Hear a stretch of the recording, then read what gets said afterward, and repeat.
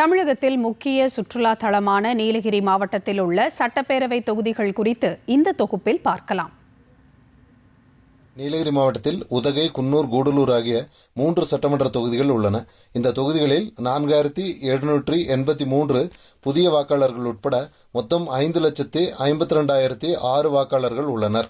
வருகின்ற தேர்தலில் 782 வாக்குச்சாவடிகளில் வாக்குப்பதிவு நடைபெற உள்ளது.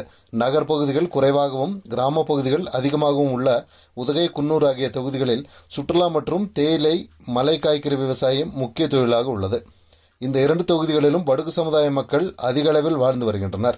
பசுந்தேயிலைக்கு கடந்த 25 ஆண்டுகளுக்கு மேல் போதிய விலை இல்லாமல் சிறு குறு விவசாயிகள் தவித்து வருகின்றனர். இதனால் படுகு சமுதாய மக்கள் தேயிலை தோட்டங்களை விற்றுவிட்டு வேலை தேடி கோவை, சென்னை போன்ற சமவெளி பகுதிகளை நோக்கி இடம்பெயர்கின்றனர்.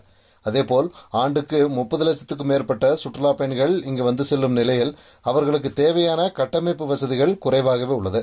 பல ஆண்டுகளாக கேபிள் கார், ஹெலிகாப்டர் சேவை, போதுமான பார்க்கிங் வசதி போன்ற சுற்றுலாவை மேம்படுத்த திட்டம் கொண்டுவரப்படும் என அறிவிப்பு மட்டுமே செய்யப்படுகிறது. கூடலூர் தொகுதியை பொறுத்தவரையில் மனித வனவிலங்கு மோதல் பெரும் அச்சுறுத்தலாக உள்ளது. யானை, புலி, சிறுத்தை ஆகிய வனவிலங்குகள் தாக்கி உயிரிழப்புகள் ஏற்படுவது தொடர்கதையாக உள்ளது. இந்த தொகுதிகளில் பாஜக, காங்கிரஸ், அதிமுக, திமுக, நாம் தமிழர், தவேக, தவாக மற்றும் சுயேட்சை வேட்பாளர்கள் களம் காண்கின்றனர். உதகை தொகுதியில் கடந்த தேர்தலில் 5000 வாக்குகள் வித்தியாசத்தில் தோல்வியடைந்த பாஜக வேட்பாளர் போஜராஜன் மற்றும் காங்கிரஸ் சார்பில் புதிய வேட்பாளராக ராமச்சந்திரன் ஆகியோர் போட்டியிடுகின்றனர். குன்னூர் தொகுதியில் திமுக சார்பில் புதிய வேட்பாளராக KM ராஜு மற்றும் அதிமுக சார்பில் 2016ஆம் ஆண்டு சட்டமன்ற தேர்தலில் வெற்றி பெற்ற சாந்திராமு ஆகியோர் களம் காண்கின்றனர். உதகை, குன்னூர் ஆகிய தொகுதிகளில் படுகு சமுதாய மக்கள் அதிக அளவில் வாழ்ந்து வரும் நிலையில் இங்கு போட்டியிடும் பிரதான கட்சி வேட்பாளர்கள் படுகு சமுதாயத்தை சேர்ந்தவர்களாக உள்ளனர்.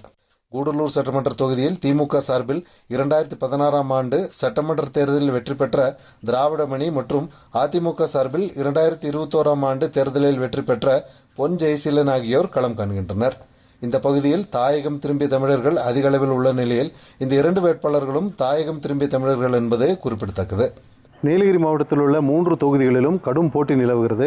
நாம் தமிழர், தமிழக வெற்றிக் கழகம் ஆகிய வேட்பாளர்கள் பெறும் வாக்குகளை பொறுத்து இங்கு வெற்றி தீர்மானிக்கப்படும். டிடி தமிழ் செய்திகளுக்காக நீலகிரியிலிருந்து சரவணன்.